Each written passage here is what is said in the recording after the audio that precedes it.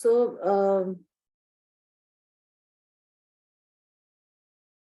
yes, so we were there. What they used to do, they used to print the typed material, the text which was required for the book, that was printed in the printing press. And then the आपके कुछ diagrams बने होते हैं, कुछ आपकी stories में photo होती हैं, पिक्चर्स होती है, पेंटिंग्स होती हैं, कुछ भी इलस्ट्रेशंस देने के लिए वो एरियाज को, वो ब्लॉक्स को छोड़ दिया जाता था, ब्लैंक छोड़ते थे। क्यों ब्लैंक छोड़ा जाता था? For the rich people, they use to, जो एक अपना शौक होता है ना कि मैंने बुक खरीदी है, इस बुक में मुझे ऐसी ड्राइंग चाहिए, ऐसी पेंटिंग चाहिए, I want these kind of illustrations in my book. तो वो वैसा ऑर्डर देते थे, फिर वो मतलब प्रिंटिंग प्रेस में बुक तो छप चुकी है, सिर्फ only that painting need to be done in that particular area, जहां जहां जैसी वो पेंटिंग बोलते थे वो करके, और फिर वो उसको they used to sell it to these kind of rich people. So that kind of system was also there. Blank छोड़ते थे प्रिंटेड पेजेस में से, कुछ कुछ एरियाज को ब्लैंक छोड़ा जाता था for the decoration work, for the painting work that need to be done, और बाकी जो अल्फाबेट वाला काम था वो सारा प्रिंट किया जाता था। This was the model of the printing press of ग्यूटेनबर्ग।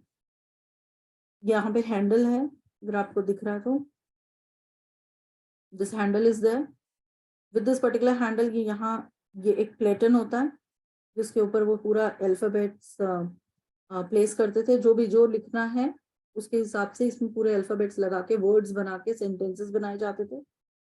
Printing book placed over paper, ये यहाँ पे एक पेपर लगा दिया जाता है, इसके ऊपर ये प्लेटन को रखते हैं और फिर वो दबाने के लिए स्क्रू और हैंडल के थ्रू ये हाथ से खींचा जाता था इस तरफ को, वो तेजी से ऐसे खींचते थे और ताकि ये जो प्लेटन है ये अच्छे से प्रेस हो जाए और वो पेपर के ऊपर छप जाए। That was a mechanism of the Gutenberg's printing press.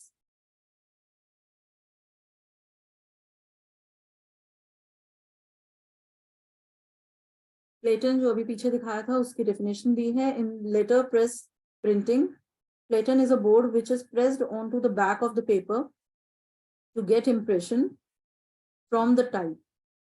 At one time it used to be a wooden board, later it was made of the steel. So जैसे जैसे different metal की invention होती गई, ये steel के आने लग गए। Initially it was of the wood only.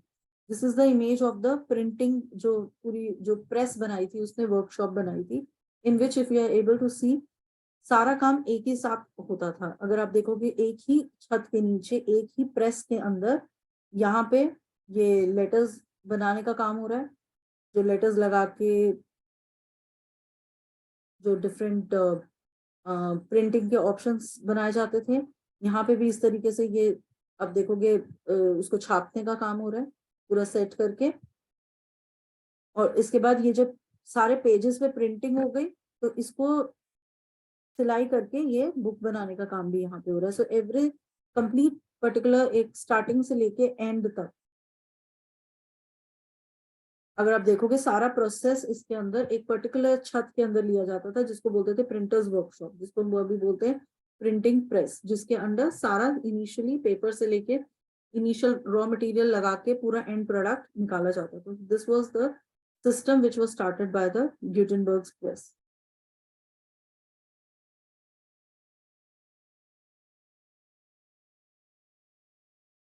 इसके अंदर अगर हम जो लोग काम करते थे उनके बारे में बताया हुआ, the person who composes the text for printing, जो वो प्लेटन के ऊपर डिफरेंट डिफरेंट लेटर्स को बना के पूरा टेक्स्ट प्रोड्यूस करता था, ब्लॉक्स लगाता था, सेट करता था, उसको कॉम्पोजिटर बोलते हैं।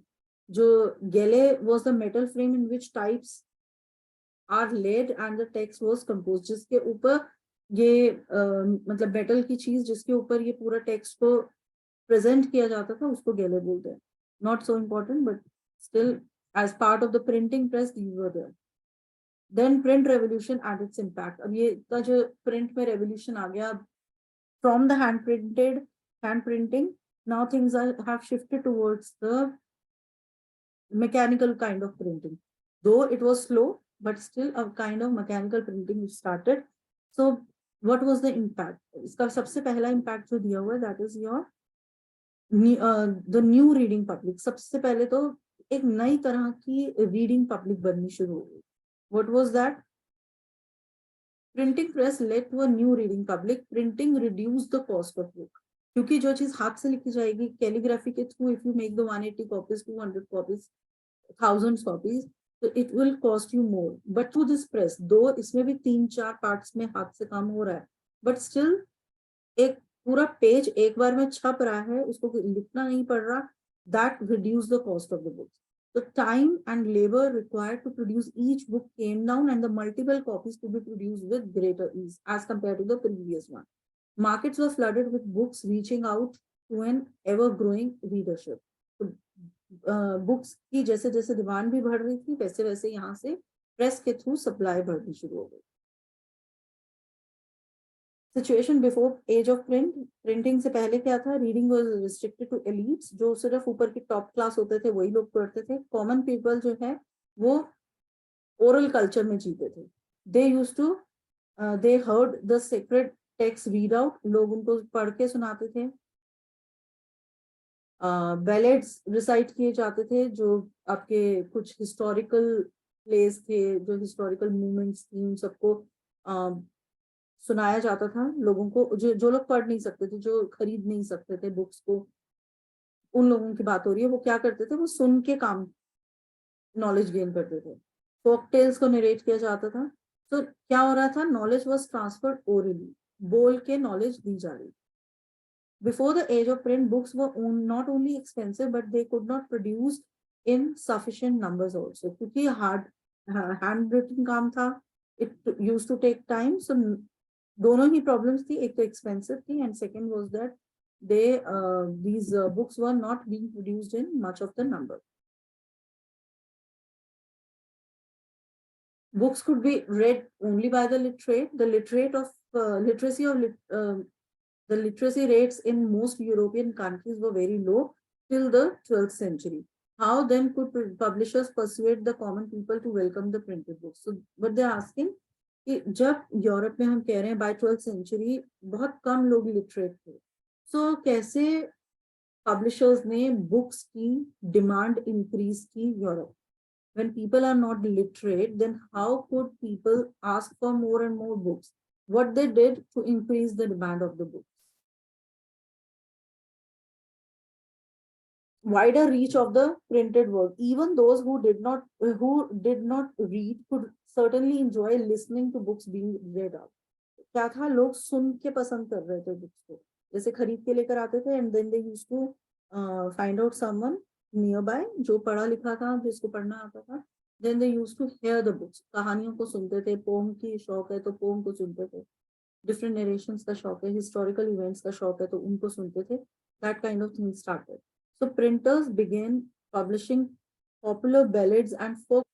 उनको ज्यादा पसंद आता है, उनकी हिस्ट्री से रिलेटेड चीजें, उनके फोक से रिलेटेड चीजें, उनके कहानी किस्से जो उनके कल्चर को रिप्रेजेंट करते हैं, ऐसी बुक्स को प्रिंटर्स ने छापना शुरू किया.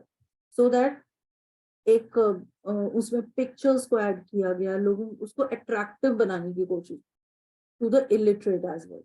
These were then sung. फिर इन बुक्स को लोग पढ़ते थे, रिसाइट करते थे गैदरिंग्स में. और जो नहीं पढ़े लिखे वो लोग थे, जो illiterate थे, they used to hear these particular things. So they at times they used to buy those books, and then they used to ask the people, literate people in the gatherings, in the cafes, in the different functions to recite these particular contents for them. So एक listening public भी बन गई थी. So ballad जो भी पीछे use किया है, historical account या folktale in verse usually sung or recited, कोई भी हिस्ट्री का event. taverns were the places where people gathered. जैसे आज हम बोलते हैं the cafes जिनको बोलते हैं ना, जैसे आप डिफरेंट कैफेज है, लोग जहाँ पे चिल आउट करने जाते हैं, बैठने जाते हैं, थोड़ी देर गप्पे मारने जाते हैं, आपस में मिलने जाते हैं. उस टाइम पे इन कैफेज को taverns बोलते थे. These were the places where people gathered to drink alcohol, to be served food, and to meet friends and exchange the news. So आप बस में बैठ के बातें करते थे, वहां पे इस तरह के बैलाड्स और डिफरेंट बुक्स को रिसाइट किया जाता था, फोक टेल्स को रिसाइट किया जाता था. So this oral culture thus entered print, and printed material was orally transmitted. The line that separated the oral and reading cultures became blurred.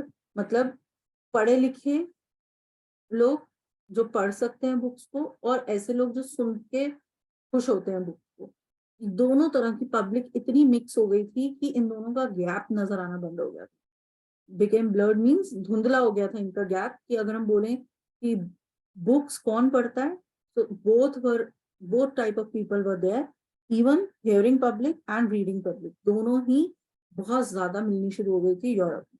तो डिमांड तो बुक्स की बढ़ती रही, क्योंकि कुछ पढ़ने वाले लोग थे और कुछ पढ़ के सुनाने वाले लोग थे, और कुछ सुन के उसको एंजॉय करने वाले लोग। दूसरा इम्पैक्ट ये हुआ, पहला इम्पैक्ट अगर हम वापस चलें, यू डोंट गेट कंफ्यूज, कि एक न्यू रीडिंग पब्लिक बन गई थी। न्यू रीडिंग पब्लिक की अगर हम बात करते हैं, पहली चीज हमें इसमें बतानी है कि कॉस्ट रिड्यूस हो गई थी, जल्दी जल्दी बुक्स बनती थी, तो बुक्स बहुत ज्यादा पब्लिक खरीद रही थी। दूसरा कि सिर्फ पढ़ने वाली रीडिंग पब्लिक नहीं खरीद रही थी, सुनने वाली पब्लिक भी बुक्स को खरीद रही थी। तो दोनों तरफ से hearing as well as reading public की डिमांड बढ़ रही थी। अब दूसरा इम्पैक्ट क्या हुआ, religious debates and fear of the print. जो रिलीजन था, जैसे उस टाइम पे वहां पे तो यूरोप की अगर हम बात करें तो churches were there, otherwise in rest of the world also, जहाँ पे हिंदुइज्म है, जहाँ सिखिज्म है, जहाँ इस्लाम है, सारे रिलीजन्स का क्या, अब इनिशियली जो वो बताते थे लोग उसको एक्सेप्ट करते थे without question. With the print, what happened? People started questioning the religious beliefs as well. अगर मुझे लगता है, मैं I went to church, I went to temple or somewhere else where I felt कि ये चीज बहुत अच्छी हो रही है, वो मेरे अंदर है, मेरे दिमाग में है, मैं 4 लोगों को बताऊंगी to whom I may meet. Similarly, जब मैं मंदिर या मस्जिद या चर्च या कहीं पे भी मैं गई और मुझे कुछ चीजें वहां की अच्छी नहीं लगी, which I didn't like, which I might have felt that this should be questioned why this is happening. Again, अगर मेरे दिमाग में ऐसा कुछ है तो I may be discussing it with fewer number of people, 4, 5, 10 people जो मेरे who will come across to me. But print से क्या हुआ, if I am getting something in my mind कि मैं चर्च में गई और मुझे ये चीजें अच्छी लगी, I may print it in the form of books और उसको हजारों लोग पढ़ेंगे। Similarly when I may feel certain things which I could not be able to relate with, I may want to question it for the religious people as well. So उन लोगों ने भी ऐसे प्रिंट्स छापने शुरू कर दिए। So there was a kind of fear among the religious people कि ऐसा ना हो कि लोग रिलीजन को क्वेश्चन करना शुरू कर दें, और ऐसा हुआ भी। तो एक ये भी इम्पैक्ट था प्रिंट कल्चर का कि रिलीजियस, जैसे रिलीजन फैलता है उसकी टीचिंग्स फैलती हैं प्रिंट के साथ साथ, वैसे ही एक सेट ऑफ पीपल ऐसे थे जिनको फियर भी था with the form of print, कि अब ये प्रिंट की वजह से कहीं रिलीजन का क्रिटिसिज्म होना शुरू ना हो जाए। That was also one of the thing. ये जो यहाँ पे एक इमेज है, जैसे हमने उसमें देखी थी डिफरेंट हिस्ट्री के चैप्टर्स में, हम देखते हैं कोई ना कोई एक पेंटिंग होती है, it's also one of the painting, जिसमें क्या है, ये जो ऊपर से अगर आप यहाँ पे देखोगे,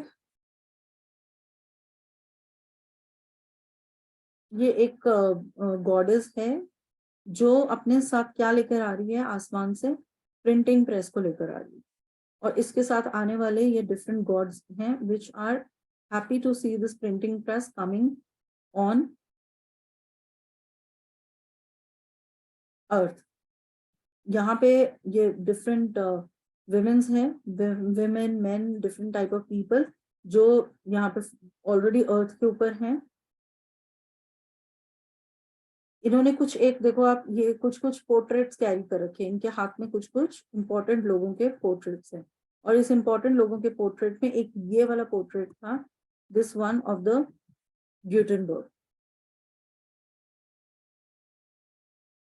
So what is this particular image about? This is basically Europe की एक इमेज थी जो एक प्रिंटिंग प्रेस को, जो ग्यूटेनबर्ग की प्रिंटिंग प्रेस थी, उस का एग्जिस्टेंस को सेलिब्रेट कर रही है, that this particular press is coming. It भगवान के उसमें से एक, जैसे भगवान का वरदान होता है, भगवान एक आपको मतलब अच्छी चीज प्रोवाइड करता है, ऐसे ही ये आसमान से उतर के गुटेनबर्ग ने एक प्रिंटिंग प्रेस लेकर आया। ये उसका just one of the image, may be और may not be so important for your picture based question, but you should know about it. So not everyone welcomed the printing book. ये मैं समझा चुकी हूँ, I am not reading it out, कि लोगों के मन में ये डाउट हो गया था कि लोग कहीं क्रिटिसिज्म रिलीजन का ना फैल जाए, तो these kind of people were not okay with the printed book revolution as well. ठीक है, ये उसी का एग्जाम्पल बताया हुआ है कि चर्च के जो क्रिटिसिज्म था वो स्टार्ट हो गया था। If you talk about 1517, the religious reformer Martin Luther, you might have heard about his name. He wrote a 95 thesis के नाम की उसने एक बुक लिखी थी, जिसमें उसने, ये भी एक इम्पॉर्टेंट पार्ट है इस चैप्टर का, this particular name also you'll remember, Martin Luther. उसने क्या, कौन सी बुक लिखी थी? उसने लिखी थी 95 थीसिस। क्या, क्यों लिखी थी? He criticized many of the practices and rituals of Roman Catholic church. Church को जो आपके क्रिश्चियंस होते हैं, they are also being divided into Catholic, Protestants mainly, और बाकी इनकी छोटी डिफरेंट कैटेगरीज भी होती है। तो इसने क्या किया था, मार्टिन लूथर ने एक बुक छाप दी थी, जिसके अंदर उसने काफी सारे जो रोमन कैथोलिक चर्च थे उसकी प्रैक्टिसेस को क्वेश्चन किया था, रिचुअल्स को क्वेश्चन किया था, क्रिटिसाइज किया था कि ये चीजें आपकी चर्च में गलत हो रही हैं। एंड एक जो प्रिंट, इसकी जो कॉपी थी अपनी बुक की, कौन सी बुक की? 95 थीसिस बुक की जो कॉपी थी, उसको वो चर्च के डोर पे भी रख के आ गया था विटनबर्ग में, कि आप खुद भी पढ़ो कि आपकी चर्च में क्या क्या प्रॉब्लम्स है। तो it challenge the church to debate his idea. अब लोग क्वेश्चन करने लगे थे, जितने लोग पढ़ेंगे, 1000 में से हो सकता है may be 50%, 60%, 70% people might agree to these challenges, and कुछ हो सकता है तब भी लोग चर्च में बिलीव करते रहे, बट कुछ नेगेटिव और आपकी जो ऑडियंस थी वो क्रिएट हो रही थी सोसाइटी में अगेंस्ट द चर्च। तो लूथर्स की जो राइटिंग थी immediately reproduced in vast numbers and red widely. बहुत सारे लोगों ने इसको पढ़ा, और इससे क्या हुआ, डिविजन हो गया। This led to a division within the church and to the beginning of the Protestant Reformation. So ये जो कैथोलिक्स के अगेंस्ट प्रोटेस्टेंट क्रिश्चियंस की एक डिफरेंट रेस बन गई। So that was again due to the print. एक print की वजह से ये एक नया डेवलपमेंट हुआ रिलीजन में। लेकिन अब ये जो Luther's translation to the New Testament sold 5000 copy within few weeks, and second edition appeared within 3 months. तीन महीने के अंदर दूसरा एडिशन भी आ गया इसका। Deeply grateful to print, Luther said, printing is the ultimate gift of God and the greatest one. Several scholars in fact think that print brought about new intellectual atmosphere and helped spread the new ideas that led to the Reformation. So लोगों को ये कुछ लोगों को बहुत पसंद आ रहा था, बट कुछ लोगों के रिलीजन के अगेंस्ट जा रहा था, तो they were not liking it as well. Protestant Reformation जो पीछे अभी बताया था, इन 16th century movement to reform the Catholic Church dominated by Rome. Martin Luther was one of the main Protestant reformers, and several traditions of anti-Catholic Christianity developed out of the movement. So ये जो Catholics के against Protestants का जो एक group बन गया था, उसको बोला जाता है। प्रिंट एंड डिसेंट अगेन, जो लोग जिसको कहते हैं पसंद नहीं करना किसी चीज को। Print and popular religious literature stimulated many distinctive individual interpretations of faith, even among little educated working people. लोगों के मन में एक फेथ को लेके क्वेश्चन आ रहा था, लोग अब रिलीजन को क्वेश्चन करने लगे थे। इसकी वजह से क्या हुआ? Again, one example which they have given, Minocchio, 16th century Minocchio, a miller in Italy, जो मिल में काम करने वाला एक छोटा सा था इंसान, he began to read books that were available in his locality. Minocchio, again इसका नाम भी याद रखना है हमें इस चैप्टर में। He reinterpreted the message of Bible. इसने बाइबल को अपने फॉर्म में जैसे इसने समझा, what he interpreted out of Bible, इसने एक अलग अपना interpretation nikala and formulated a view of God and creation that enraged the Roman Catholic Church. So Bible Holi book है क्रिश्चियंस की.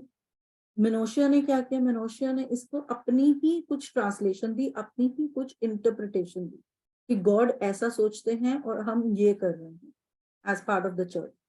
तो जब रोमन चर्च को ये इस तरह का मतलब जो आइडियाज थे दे डिडंट लाइक इट, और उसको इसी की वजह से मिनोशियो को 2 बार वहां बुलाया गया, उसके ऊपर केस लड़ा गया और अल्टीमेटली उसको मिनोशियो के एग्जीक्यूट कर दिया गया, मार दिया गया, जस्ट बिकॉज कि ये बोला गया कि ये एक मतलब आप अपने रिलीजन के ऊपर क्वेश्चन करना इज नॉट रेलेवेंट, और जिस तरह से एक बाइबल होली बुक को he reinterpreted his words is again not good. तो इस बिहाफ पे उसको एग्जीक्यूट कर दिया गया, उसको पकड़ लिया गया और उसको एग्जीक्यूट किया. But what was his mistake? He only gave his interpretation. हम कोई भी चीज रीड करते हैं, हर इंसान का अपना कुछ इंटरप्रिटेशन होता है. तो he also gave only his interpretation, but उसके इंटरप्रिटेशन की वजह से he was being executed.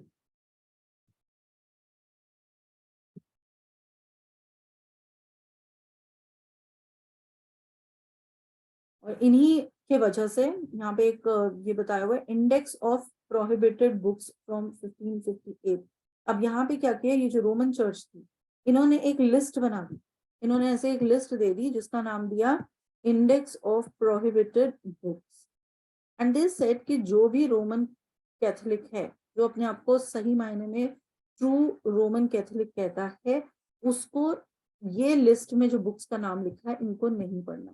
तो as and when these books are printed, कोई अगर नहीं सपोज कोई बुक प्रिंट हुई तो वो उसको पढ़ते थे. अगर उनको लगता था it is against the Roman Catholic तो वो इस बुक को का नाम इस प्रिंटेड लिस्ट में छाप देते थे, और फिर वो they used to ask the people if you are true Roman then you should not be reading this particular book, this is being prohibited for by the church. तो ऐसे उन्होंने एक लिस्ट बना दी थी so that जो लोग at least church में believe करते हैं वो डर से इस बुक को ना पढ़े. That was the second impact of the religion.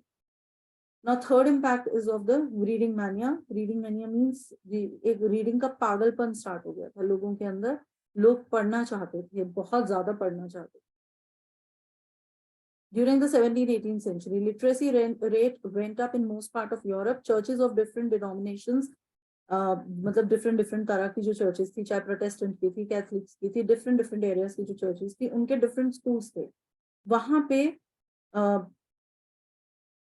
these schools were set up and which carried the literacy to peasants and artisans. So schools बना दिए थे इन churches ने, जिसके through जो गरीब लोग थे उन तक एजुकेशन पहुंच रही थी.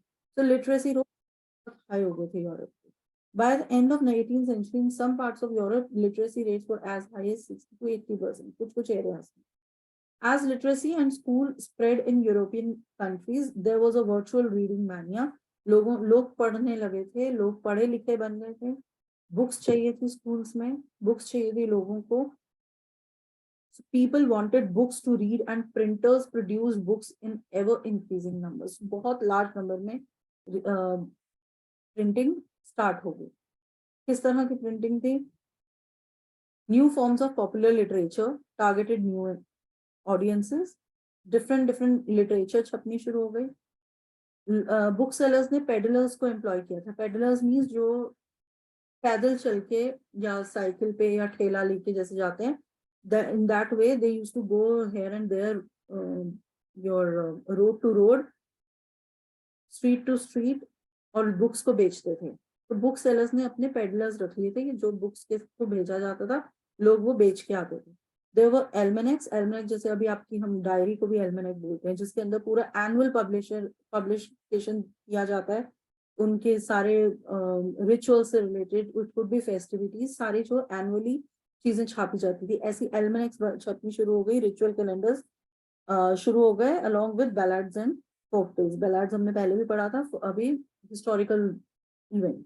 देन लार्जली जो बुक्स का जो प्रिंटिंग था, now it was done for the entertainment, where the fictional stories were there, literatures were there. इसके साथ साथ इस पर्टिकुलर स्लाइड में भी बहुत इंपॉर्टेंट 2-3 चीजें हैं जिसको आपने मार्क करना है। इंग्लैंड में पेनी चैप बुक्स बननी शुरू हो गई। पेनी चैप बुक्स मीन्स, पेनी मीन्स जो वहां पे आप जिसको हम बोलते हैं एक पैसे की, 1 रुपए की, $1 की, एक छोटा सा जो कॉइन होता है, तो उतने में जो जो $1 में या जो जो भी आपकी करेंसी है, €1 में जो बुक आ जाए, ऐसी चैप बुक्स बनाई जाती जिसको पुअर से पुअर लोग खरीद लें। तो इंग्लैंड में क्या था, पेनी चैप बुक्स बनाई जाती थी जो पेडलर्स लेके जाते थे, और इन चैप बुक्स को बेचने वाले पेडलर्स को चैपमैन बोलते थे। And these were sold for a Penney so that even the poor could buy them. This is in England. फिर फ्रांस का क्या था, एक बायोलियोथिक ब्लू इस नाम की बुक को छापा जाता था, जो बहुत लो प्राइस स्मॉल बुक्स थी, बहुत पुअर क्वालिटी पेपर पे बनाई जाती थी, और इसके ब्लू कवर्स होते थे, as the name suggest blue. तो these books were there in France, जो ऐसी छोटी छोटी बुक्स बनाई जाती थी जो पुअर लोग खरीदते थे वहां पे। ब्लू कलर का कवर था और इसकी quality of paper was very poor, so that these books can be printed on the very low price. Then there were romances printed on the 4 to 6 pages, and more substantial histories which were stories about the past. So romantic literature बननी शुरू हो गई थी या poems बननी शुरू हो गई थी, हिस्ट्रीज को छापा जाता था। Books were of various sizes serving many different purposes and interest. So यहाँ पे जो 2 हमें नाम याद रखने, पेनी चैप बुक्स और बायोलियोथिक ब्लू, ये 2 मेन नेम्स हैं, बाकी different books were already there. Cheap book as I just suggested, ये अगर आप देखोगे यहाँ पे एक फोटो बनी है, ये पेडलर है, ये जो लेकर आ रहा है बुक्स को, और ये सारी जो बुक्स अगर इसके पास आप देखोगे, small small books were there. ये ऐसे छोटी छोटी छोटी छोटी पेनी बुक्स थी, चैप बुक्स बोलते थे, और इसको लोग खरीदते थे, और ये जगह जगह पे जाके street to street they used to sell these books.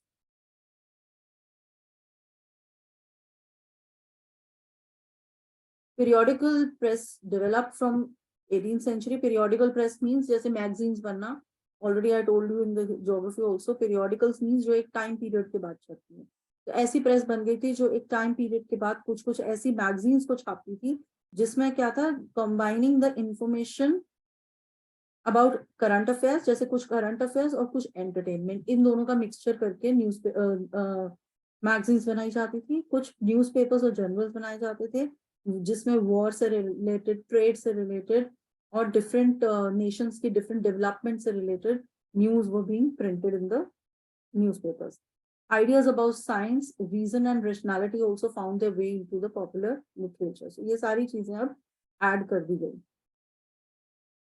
जो साइंटिस्ट के डिफरेंट आइडियाज थे उनको छापा जाने लग गया, डिफरेंट साइंटिफिक टेक्स्ट को कंपाइल किया जाने लग गया। जैसे न्यूटन ने began their publishing their discoveries, जो भी जैसे साइंटिस्ट थे न्यूटन, एवरीवन नोज, न्यूटन की जो डिस्कवरी थी उसकी कंपाइलेशन होने लग गई, बुक्स छपने लग गई। और बहुत सारे जो थिंकर्स थे, जो फिलोसोफर्स थे, जैसे Rousseau was there, Voltaire was there, Paine was there, इन सबकी जो थॉटफुल प्रोसेसेस थे, जो दिमाग का, इनकी सोच को छापा जाने लगा। तो साइंटिस्ट का भी सामान छापा जाता था, उसके साथ साथ जो फिलोसोफर्स थे उनकी भी चीजें छपनी शुरू हो गई। उसके बाद ये लास्ट करेंगे आज, देन लास्ट मतलब half of the chapter will do tomorrow.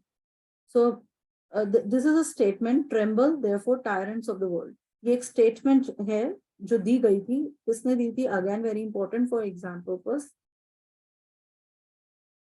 अब इस टाइम पे क्या होने लगा था, यूरोप में लोगों ने क्या स्प्रेड करना शुरू कर दिया था कि ये जो बुक्स हैं, ये जो प्रिंटेड बुक्स हैं, इसको पढ़ने से क्या होगा, वर्ल्ड में एक प्रोग्रेस आएगी, there would be an enlightenment among the people. और जब एनलाइटमेंट और प्रोग्रेस होगी तो क्या, किस चीज का एंड होगा, डिस्पोटिज्म,